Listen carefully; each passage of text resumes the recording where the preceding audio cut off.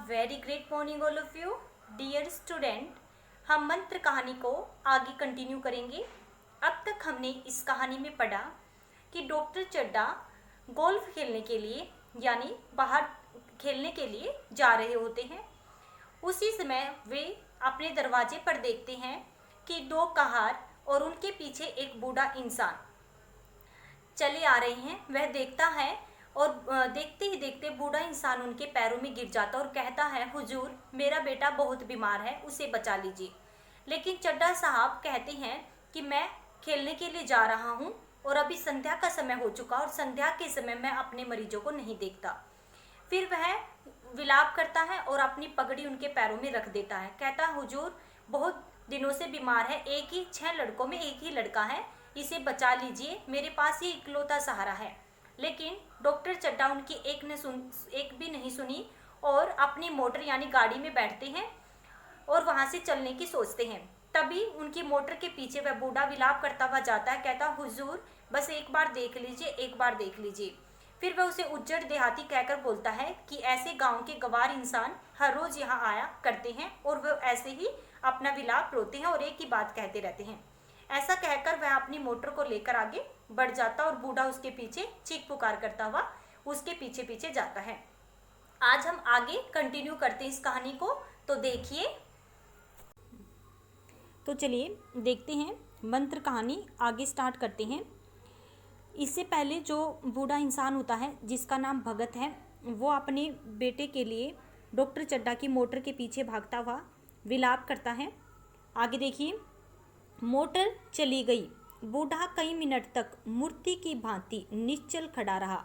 यानी मोटर यानी जो गाड़ी थी चड्ढा साहब की वो जा चुकी थी। बूढ़ा कई मिनट तक मूर्ति की भांति निश्चल खड़ा रहा। निश्चल होता एक जगह खड़े हो जाना, बिल्कुल सितर खड़े हो जाना। देखिए निश्चल मीनिंग्स एकदम से सितर हो जाना यानी निर्जीव सा हो जाना, गतिहीन हो जाना। तो एकदम से निश्चल खड़ा रहा। संसार में ऐसे मनुष्य भी होते हैं जो अपने मजे के आगे किसी की जान की भी परवाह नहीं करते। कोई मनुष्य इतना कठोर हो सकता है, इसका विश्वास भी नहीं होता है। वह उस पुराने जमाने के जीवों में था। यानी अब वह अपने मन में सोच रहा है कि कोई इंसान इतना कठोर हो सकता है कि दूसरों की जान की परवाह तक भी ना करे।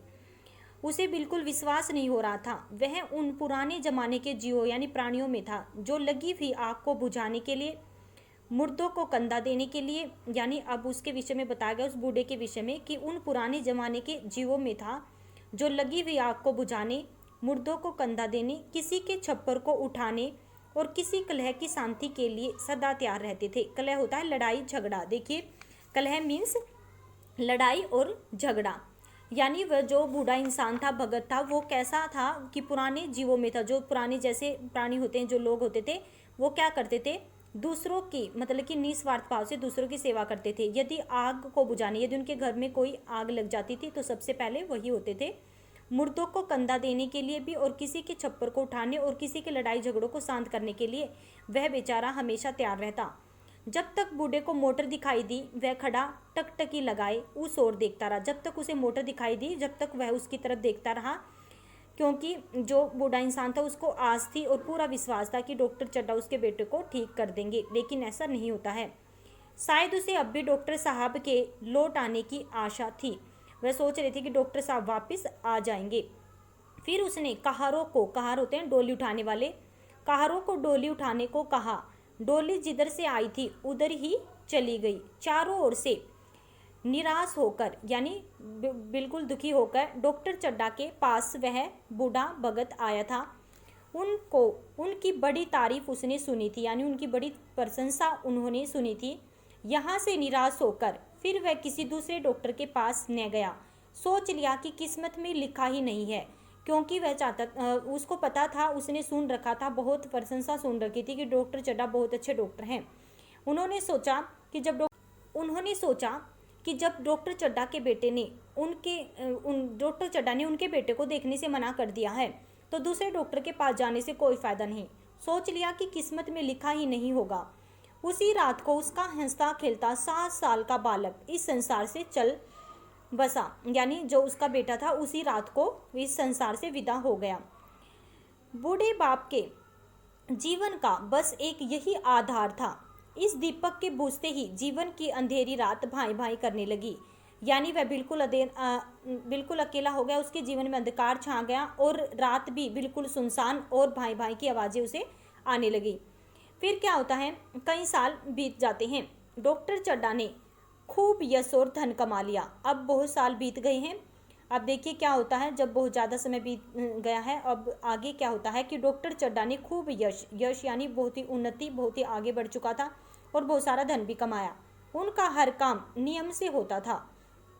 इसलिए ये वही डॉक्टर चड्ढा जिन्होंने भगत के बेटे को देखने से मना कर दिया था। इसलिए स्वास्थ्य भी उनका अच्छा ही था, क्योंकि वो नियम से हर काम करते थे। 50 साल की उम्र में भी जवानों के कान काटते थे। अब कान काटना होता है श्रेष्ठ होना। देखिए, कान काटना मीन श्रेष्ठ होना। 50 साल की उम्र हो गई थी, लेकिन आज भी वो हर किसी जो जवान इंसान होते हैं उनके भी कान काट लेते थे, यानी उनमें भी आज भी श्रेष्ठ थे। उनके केवल 2 ही बच्चे थे। बेटी तो उनकी ब्याही जा चुकी, यानी बेटे की शादी हो चुकी थी, और बेटा 20 साल का हो गया था, हुआ था। उसी की सालगिरह की पार्टी थी। सालगिरह देखिए, सालगिरह मीन्स उसी की जन्मदिन की पार्टी थी।